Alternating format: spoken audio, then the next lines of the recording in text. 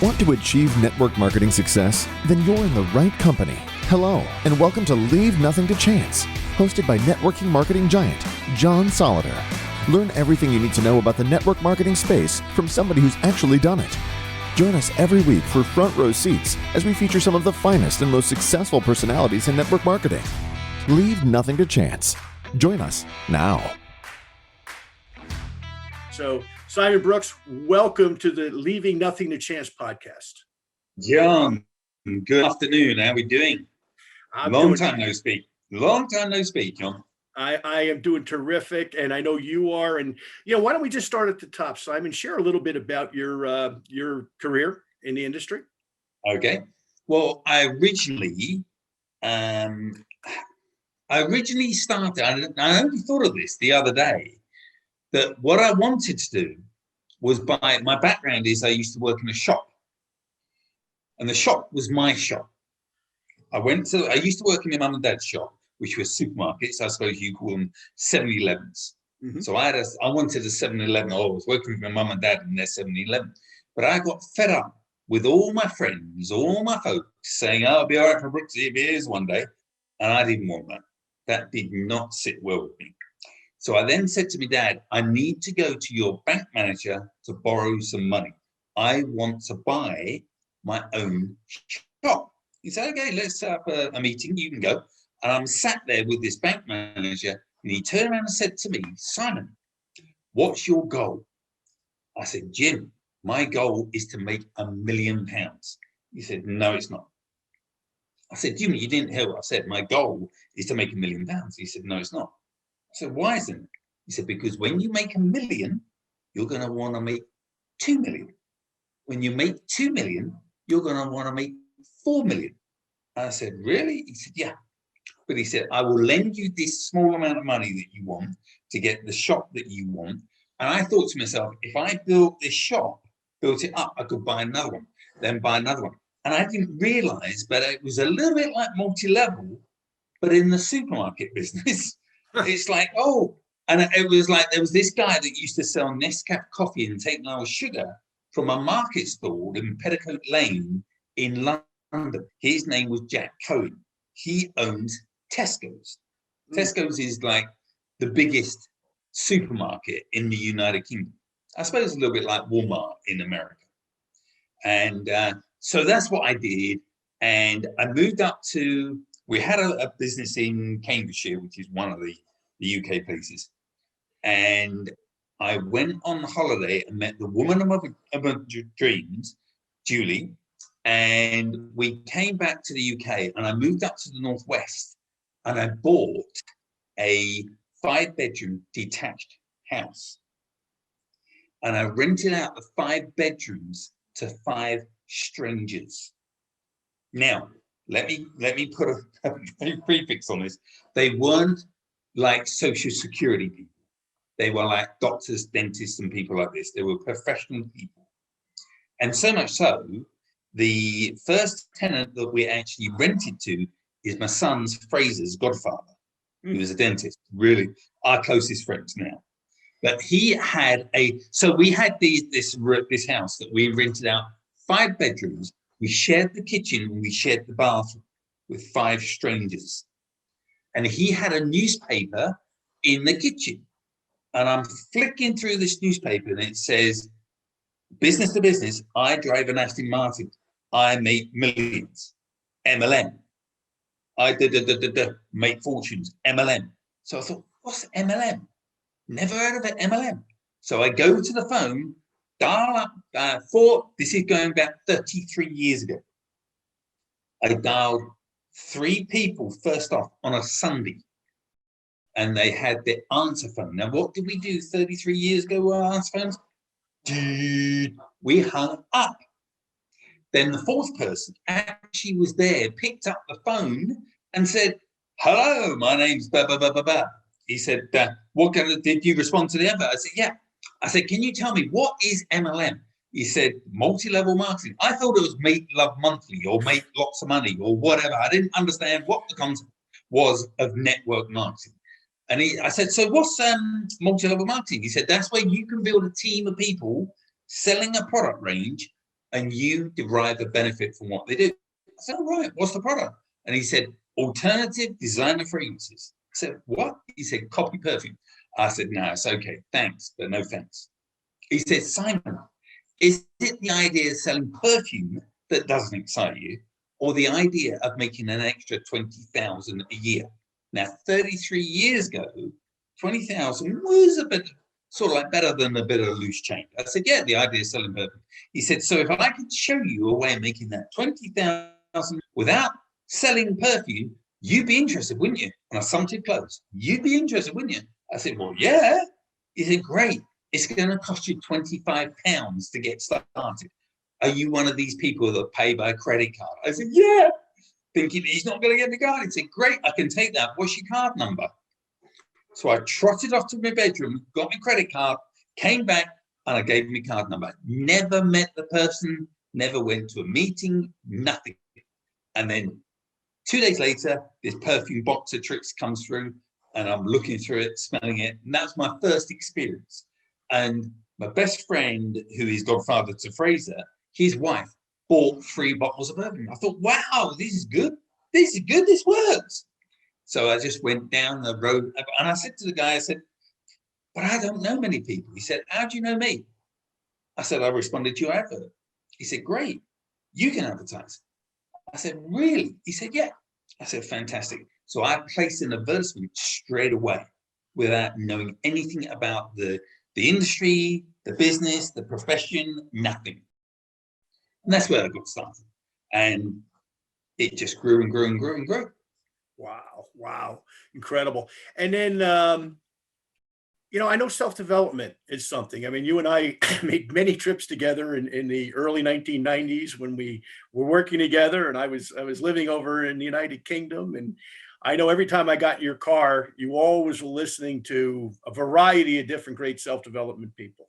The latest book that I authored with my colleague Foster Owusu, I know you just had a chance to review a little bit of it, Leave Nothing to Chance. And I know there's 15 principles in there. Is there one that, when Simon Brookes looks at it, gets you? I mean, is there one you want to talk about that you said, okay, you got that one? Well, I'm gonna go a little bit different. You might not like this. It's okay. But I'm not a bookworm. I do not read. I can read, but I don't read. And Fraser my son always turns around and says, Dad, you need to read these books. He just did an interview with Robert Bliss Brooke, and it's fantastic. And all these books are great. I've never had time to read books. Now, I know that might be short-sighted, but I do listen to masses and masses of motivational audio tapes.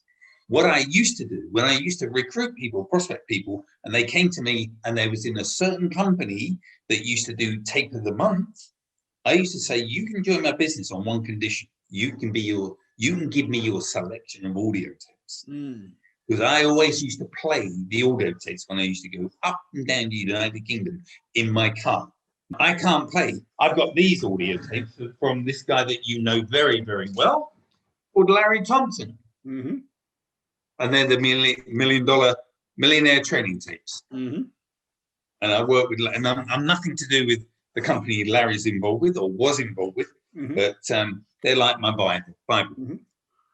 And we played those time after time after time after time, every time, going up and down the country for hundreds and hundreds and hundreds of miles. But yeah, so I don't read, but I listen. Okay.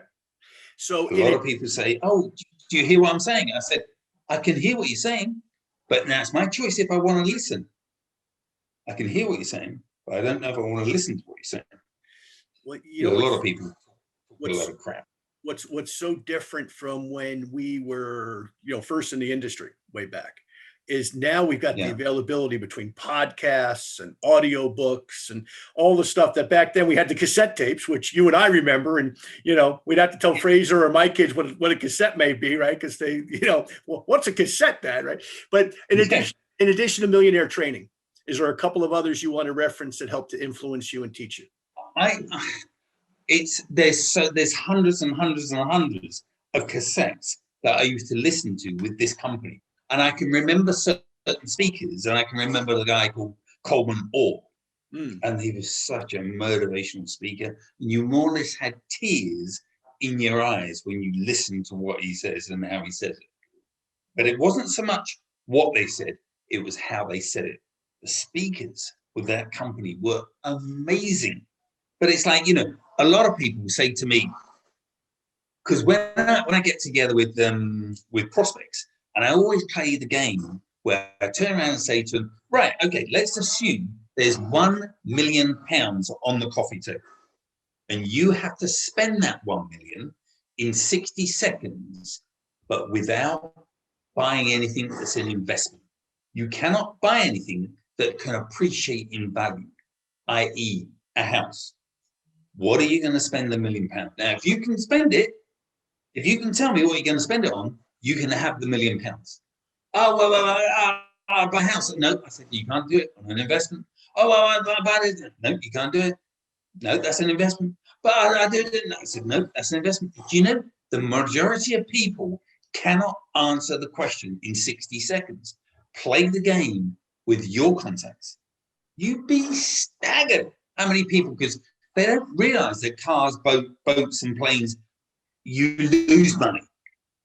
You might get some smart Alex saying, oh yeah, I buy a red Testarossa Ferrari with cream leather, and they're never specific. They might just say, I will buy a flash car. Well, that doesn't really cut it. That's not how you set goals. That's not how you set targets and everything else. It's like weird how people think. But it's like, I'm a real, what's the word I'm looking for? I'm very, very strong in handling objections with my team. It's like, if they turn around, I say, listen, I've been in this career, this profession for 33 years. I reckon I've answered any objection that you could throw at me. Because an objection isn't an objection, it's just a question in disguise. It's something they're not too sure. But I said, always give me your best, your hardest objection. Oh, I haven't got time. Really? How would you answer, I haven't got time? Oh, well, I said, no, never, ever answer an objection. You answer an objection with a question. Answer a question with a question. Never answer it. So someone said, oh, I haven't got enough time. So how much time have you got? Let them answer the question. Oh, I've only got time. I said, okay, well, let me ask you a question. Do you have 60 seconds a day? Well, yeah. Put it in bite-sized chunks. Okay, so you've got a minute a day, which is going to be 7 minutes a week, which is going to be half an hour a month. If I could share with you a way where you can make an extra 100 to 500 a month with that time, you'd be interested, wouldn't you? Well, yeah, great, let's get you started. Or someone might turn around and say, well, I haven't got any money. I can't get started. I haven't got any money. Really? How much money have you got? Oh, I've got none. Yeah, but you must have some. Let's say you said to me that you got 2 children. Let's say one of them has an accident. You can't drive and you have to go somewhere. You'd have to get a taxi. Where would you get the money for the taxi? Everybody can get some money. Oh, well, yeah, I can get that. Well, let's take the money that you think you could get or you could borrow. And let's say, if I could show you a way that you could start this business with that small amount of money and you can make your 500 to 1,500 a month, you'd be interested, wouldn't you? Well, yeah, great. Let's get going. Let's get started. So you always need to turn that objection into a reality where they could think to themselves, I'm sold.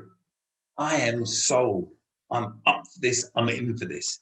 Because people are so curious. They think that they've got to find reasons what keeps them going. They don't understand. See, champions are cut from a different cloth. And you've got to understand which cloth they're cut from. You need to always make sure you're giving these champions that you're speaking to a reason why they should join your business. Now, obviously, with this call, this has got to be generic. We're not going to mention a product. We're not going to mention opportunity. We're not going to mention a pay plan. We're not going to mention any of that. But every single person that's listening to this podcast can understand that they know with their prospects that they have something that's special, something that's awesome, something that these people need and want. They just don't know it yet. So at the end of the day, what you need to do is you need to make sure you underline what the people that you're speaking to, what their goals are, what their tricks are, what their tips are. And that's the way that you can get into the underneath. Because if someone says to you, oh yeah, but I haven't got enough money, I've got no money to make this start with, really, how does that make you feel? If somebody hasn't got enough money for the enrollment fee of any company, isn't that sad? When someone says they got to save up that money, that is so, so sad. Me and my leaders, we talk about this on a daily basis. Oh yeah, I spoke to these 4 people. They just said they just haven't got the money. Really? Well, then that's why they need this opportunity. If they can't afford to enroll, they need to start now. It's crazy, but people are people, John, as you want to. Well, there's so much brilliance in what you just said there. So let me ask you 2 questions off of what you just said. Right now, I know, you're in England, I'm in the United States, other people listening to us around the world. We've all been affected, for better or worse, with this COVID thing. Okay. And when I look at my business, I keep seeing about 2 different groups of people that maybe for the first time are looking at MLM as either a career or a plan B, right? That otherwise, without COVID, may never have looked at our industry. And let me give you the 2 groups. I'd love your reaction to this. The first group are people in our age group. They're, 50, 55 and up, and perhaps they owned a business that now has changed. Maybe it's closed. Maybe it's going to be different after this is all said and done. Or they worked in somebody else's business, maybe in a senior level position, right? They had a good career going. They had plenty of money. Everything looked good, looking towards retirement, et cetera, et cetera. But they had a number of years still to work, right? And all of a sudden, COVID. And those businesses are going to change, be it because of technology or because of the nature of the business. It's going to change at the least, if it even exists at all. So that group of people is looking at our industry perhaps for the first time. The other group of people are the 25s, right? What I call the 25s. They could be, 28, they could be 22. They got all of these skills, right? They can all work these, these cell phone things. They could launch a space shuttle with it, but they're living on their parents' couch or in their parents' spare bedroom. And they're saying, what the heck am I going to do? And in some cases, they may even have a university education and they were just getting started, and everything, as we know, happened in the last year or so. Simon Brookes is in front of the 2 people walk in your office here today, right? 60-year-old guy, 25-year-old guy. And they say, Simon, why should I spend time, money, energy doing network marketing as opposed to any other option perhaps that they consider? Why our industry instead of anything else out there? Okay, well, I always say to people, listen, what we do is network marketing. It's where we can build that organization of people. And then someone says to me, oh yeah, but that's just like pyramid selling, isn't it? Really? Is that what you think? Yeah, but it's pyramid selling. It's pyramid selling. Oh, that's illegal.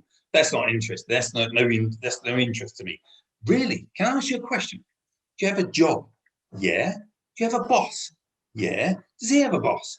Yeah. Oh, so you're doing the same as what I'm doing. What do you mean? Well, you're doing pyramid selling because your boss makes money from the efforts that you do. Yeah, but what you're saying is you don't approve of it. Then someone said to me, oh, Simon, has your business been affected by COVID? I said, yeah, it has. He said, oh, what a shame. I said, yeah, it's gone up by about 90%. I said, what do you mean? I said, well, this is the only time we can now prospect people, and they're always available and they're always in. We live on Zoom presentations, on Zoom trainings. So it's like everyone's in, everyone's available. But it's like people are saying, a 25-year-old, you could turn around and say, well, what is it? What's your game plan? What is your plan B? What are you looking for? Well, I'm looking to go to university. I'm looking at studying to do this. Really, what do you hope to get out of it? well, I want to do this, and I want to make this. And all.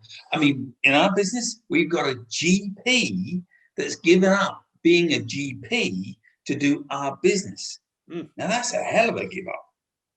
And that's because he knows that in this business, there's more of a profession of what he can make with this. See, people are let's say if they're going to be a GP, that has a cap on. They have a maximum amount of money that they can make. And with a network marketing company, it's unlimited. And that's what people don't understand. They don't realize that we have an unlimited resource. So for the 25-year-old, that to me is simple. Because I always turn around and say, well, that's funny. Because all our top earners are millennials, people like you that get involved, that have got the aggression, the vigor, the excitement, and you understand about the mobile phones. You understand about technology. You will crush this. Then if I speak to somebody that's in their late 50s or 60s or whatever, I said, the benefit with you is you've got the skills that you can speak to people. You might not be into technology, a little bit like me. I'm a little bit like a Luddite. And I've got a son who's massively into technology, but he doesn't live with me. He lives thousands and thousands of miles away. But hey, I've just got to get on with it. And what I tend to do is I then look for people that have the skills and I can ask for their experience. Because everywhere you can get the experience if you ask. That 3-letter word is the most powerful word you'll ever use. A-S-K, ask. And you can get into whatever you want, however you want. But no matter what age group you're speaking to a prospect, every single one of those age groups can want to look at getting involved in our program. The question are the questions that you're going to ask them, how you interview them, how you speak to them, how you mentor them, how you turn. I always say to people, whenever I sponsor people, I say, Mary, I'm going to leave you on this final statement. You will quit me well before I will ever quit you. She goes, what do you mean? What do you mean? What do you mean? Listen, this is my career. This is my income. This is my lifestyle.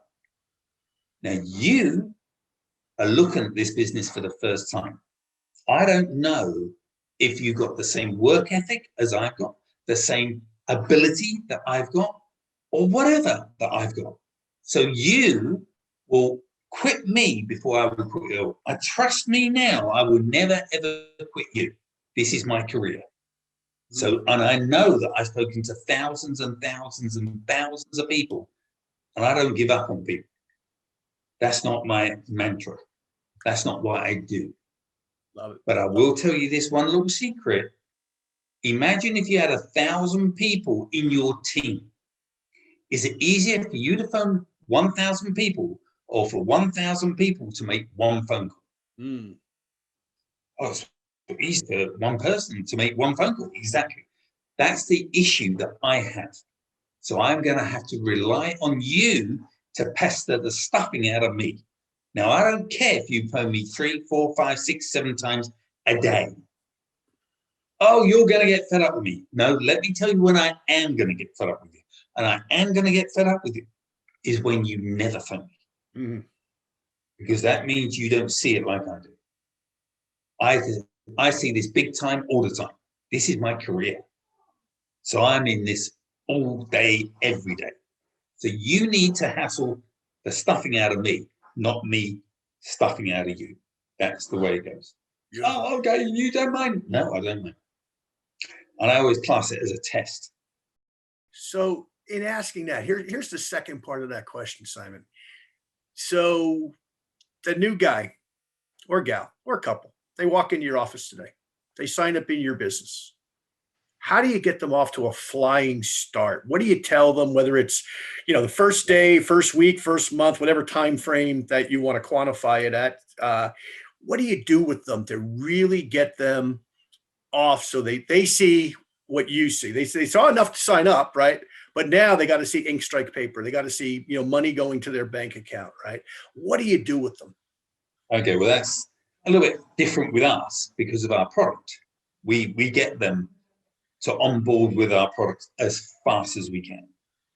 And we get people making hundreds and thousands a week with our product.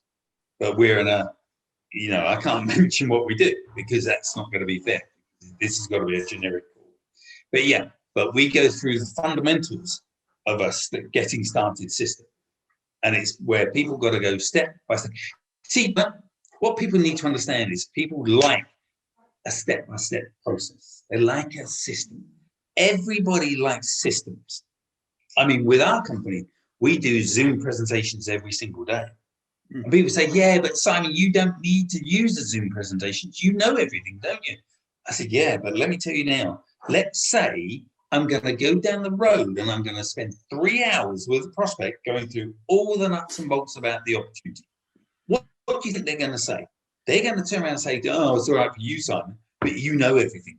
That's not for me. So I never, ever, ever do that. What I teach people is that you need to be a professional inviter. What do you mean? You need to be able to invite people onto our Zoom presentations. But why do you do that, Simon, when you know everything? I said, because if I invite Mary and John onto the Zoom presentation, they're going to be thinking, aha, you've got a system. Aha, I can do that. Aha, I don't need to know the ins and outs and all the nuts and bolts. Aha, you need to give people the aha moment. Then people say, okay, I can do this. And that's how we get people to join the business. It's real simple. I love simplicity. Complicated don't work for me. Like, don't read books. Don't do any of that stuff. It's like, I like keeping it simple, real simple. Brilliant. Brilliant. Well, you've started so many people and have had so many success stories for 33 years. So it's a great way to do it. Simpler, the better. So let me ask along those lines. One of the people who you started in this industry that you now realize that you started, didn't realize how young you started them, but I interviewed him last week, is your son, Fraser. And Fraser is, wow. I mean, just everywhere I look, I see Frazer Brookes, Frazer Brookes, Frazer Brookes. I mean, it's like my own distributors are like, I can't believe you interviewed Frazer Brookes. You think I interviewed, I don't know, Bill Gates? I mean, it was like unbelievable. Yeah. The response, I'm just, because I've known Fraser since he's a baby, of course. And you know, I used to bounce him on your knee. I know. And you're not a pervert. No, not at all. Not at all. But it's funny. I was sharing. Yeah, here's what is funny, because I do have a question on this. But interviewing Fraser, and I don't know, do you remember Clarice that was with us in that company years ago? She lived in Florida. She was a TV broadcaster. Her little girl, Carissa, is in my latest book. Her little girl, she's 39 now. But when she was 11, I had lunch with her and her mom. And she told me then, she said, Mr. Solleder, very nice little kid. Mr. Solleder, when I grow up, I want to be a network marketer like you. And you're an 11-year-old kid. You're like, yeah, sure. Good luck. You know, no problem. Do you have any questions? She's just like Fraser, just hitting it out of the park with what she's doing, you know, and I'm proud, but it makes me feel old when I'm interviewing the kids of my friends in the industry. But anyway, I digress. So let's talk about Fraser for a minute. You know, you've raised somebody obviously who's doing very, very well. What did you call? How did you call Fraser? How did I call him? Yeah. No. What word do you call him? Legend. No. Say his name. Fraser. Okay. Most Americans call him Frazier. You know why that is, right? Because of the program. No. Believe it or not, because Joe Frazier, the boxer that knocked out Muhammad Ali, was Frazier. Yeah. So if you're our age, you know, he was a legend. I mean, knocked out Muhammad Ali. I mean, the guy was an awesome boxer. And so that's why, but of course I know how to say it right because I lived in the UK. But yeah, you're right. A lot of people when they reference them over here, they say Frazer Brookes. I'm like, no, it's actually Fraser. But anyway, I don't think he cares what they call him as long as they keep calling him. He's got this. He has this little game. He said, right, you want to call me by my proper name? Think of Razor. That's right. Razor. That's right. Fraser. That's the easiest way. That's right. That's right. Yeah. And I know your other son is doing very, very well, working Well, yeah. with him. Yeah. But let's talk about that for a minute, because we have a lot of people. I mean, fortunately, the people listening to this are all different ages. Some are grandparents like you are now. Some are 25. I interviewed a 25-year-old last week. I'm going to interview a 25-year-old tomorrow, for example, out of Mexico City. So they're at that other stage where they're starting families. But the question to you, my friend, you've raised this super entrepreneur. Are there any hints for parents listening that say, hey, I want my kids to get into self-development early on. I want them to learn some of the things that he picked up on. Maybe that you didn't even realize you were teaching them. For example, just listening in the car to all the great speakers that you were listening to as one example, coming to our meetings in the early days and, taking it all in, things that were said. Maybe he doesn't remember what, but he remembers how or whatever. What are the keys? What are the keys to that parenting? It's funny because I know that whenever we went anywhere in the car, we always played the cassettes in the car. And I can remember vividly, there was Fraser and his brother Corbin sat in the back saying, oh, Dad, oh, Mum, can you turn this off? They was fed up with it. And now the funniest thing, one of Fraser's opening gambits he does when he does his presentations and everything else, and he gets flown all over the world to do his talks, and he always starts it. He was in the womb, in the room. Do you remember the perfume company that I started, the very first one? Yes. We went to its first convention in January the 20th, 1988. Fraser was born in March 1988. No. Yeah, 88, yeah. So Julie was so many months pregnant. I think 7 months pregnant when we went to the convention. And we go into the convention and the people at the door say, are you going to be okay? Because at the end of the event, there's going to be a big cannon that explodes because she's like out here, massive. So yeah, no problems. So we go to the convention, and we're seeing all these people strutting across stage that couldn't chew gum and walk at the same time, making obscene amounts of money. And I nudged my wife in the ribs and said, if they can do it, so can I. And that was our beginning. But what I would say to anybody that's got children is network marketing is the best opportunity that you can involve your children in because of all the positive mental attitude, the PMA that they can get, the benefits and everything else, no matter which company they're part of or they get involved with, every company have good products, good systems, and good leadership. And the role models will teach your children all the benefits of life, how to get on, where to get on, how to get off, where to get off. It's like, it's a done deal. It's so beneficial. But a lot of people turn around and say to me, oh yeah, but marketing is just pyramid selling. I always turn around and say, do you know what the biggest pyramid in the whole world has ever been? In fact, I'll ask you, John, do you know what the biggest pyramid is? Well, I would say living in America, it's the United States government and our taxation system personally, but there's probably a bigger one. Adam and Eve. Okay. That is the biggest pyramid in the world, in life. You ain't going to get any bigger. I tell you what, everything comes from it. And you know that going back over 2,000 years ago, there was a guy that used to advertise for network marketing. And it used to say, carpenter from Nazareth seeks join us. And all that he wanted, he just wanted to build an organization of people. And that's what he did. So there's always, but yeah, if you've got children looking at this profession, looking at this sort of industry, it has got to be the best bastion that they could ever become part of. Because I tell you now, it's a win-win all day long. Great. Well, it's just amazing what he's doing and what Corbin's doing to take your legacy, because it is your legacy. You know, when I spoke with him last week, you know, I can hear you in him. He may not realize that I'm hearing you. I told him that at one point. I said, I hear your dad right now, because I know the way you think, of course, knowing you all these years. And so it's a great legacy. And it's almost like and I know you're a big golf fan. I know you live on the golf course. Okay. It's almost like I think it's ESPN, it might be HBO, one of them. I barely ever watch TV anymore. But they did an interview with Tiger Woods' dad. I think his name is Earl, about Tiger. And there's this whole show about him. And it's almost the same thing. How did you take this little kid and, he became what he became, and, good, bad, or indifferent. He's had some bad luck lately, unfortunately. But, at the end of the day, how did you do that? And it's so important. But I think that legacy, because as I look at it, as I get on in years, it's like the legacy that we were part of, right? To take our industry from where it was when we started to where it's been, along with a lot of our colleagues around the world. It's important that that next generation knows some of those lessons, so you've done a great job that way, in addition to having a great career. So as we start to wrap up here, Simon, you've been doing this a long time.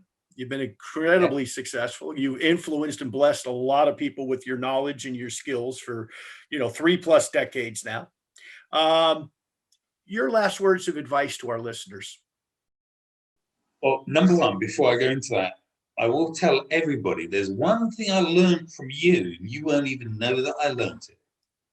We was in the Kensington Hilton in London. We was doing a meeting, and Tom Thomas was there, and a load of other people, and you was paying your hotel bill, and you had to pay for your extras, and your extra, you won't remember this was years and years and years and years and years ago, and your extras was a phone bill for 42 pence, was about, in American money, that would be about 60 cents. And you turn around and said to the receptionist this one question: do you mind if I get a receipt for that? And I had one of my team with me. I looked at him in the eyes. We went, what? And I thought to myself, that's a smart way. You said this to me. It's easy enough to make money, but it's hard enough to save money. And I thought to myself, wow. And that stuck with me all those years. I'm thinking, 42p? Yeah. Don't ever throw money away. But I always say to people, listen, you have to think outside the box. No matter what you do, where you do, how you do, why you do, and everything else. And this always reminds me of a story of an 80-year-old barber. This guy is 80 years old, and he cuts men's hair. And his son, who is 50 years old, also cuts hair.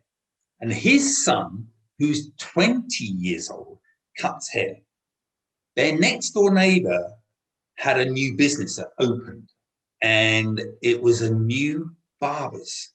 And it had a great big sign in the shop window that says $5 haircuts. And the grandfather and the father were in tears, said, our business is going to be ruined. We got no queue outside. They've got a queue for miles and miles and miles. What are we going to do? The grandson comes in and says, Pops, don't worry. Let me think about it overnight, and I'll have a plan. I will think outside the box. He said, you sure? Are you sure? Are you sure? I said, yeah, trust me. I will think of it overnight. Come in the morning, everything will be remedied. He said, oh. So anyway, they go home. They come back the next day, and they got a massive queue outside their barbers, and there's nobody next door. And they said, why? What's going on? The grandson says, yeah, you've not seen our poster on our window. They both look at each other, the grandfather and the father. They said, what's the poster say? Let's go and have a look. They go outside, and this great big poster that fills the whole window says, we fix $5 haircuts. So you have to think outside the box. Don't be just going down the road thinking, you know best, you know best, you know best, you know best. No, think outside that box. Every story has another story. And it's like, I love challenges. I love handling prospects' objections because they're never objections. And it's nice when you can turn around and give somebody that bit of freedom, that bit of comfort, and that bit of knowledge that they think, you've got my back. You have got my back. And I'll tell you now, that's the way I always work. That's what I always do. But going back to Fraser, his mother and myself, we are stunned at his success, of what he does, how he does, and everything else. He's just another level. I mean, he's really, really good friends with Eric Worre. Mm-hmm. And Eric Worre always has him as his keynote speaker on his GoPro events.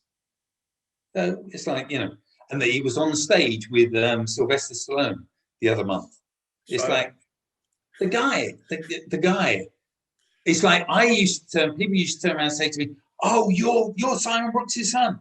Now people say, "Oh, Frazer Brookes is your son." It's like it's totally switched around.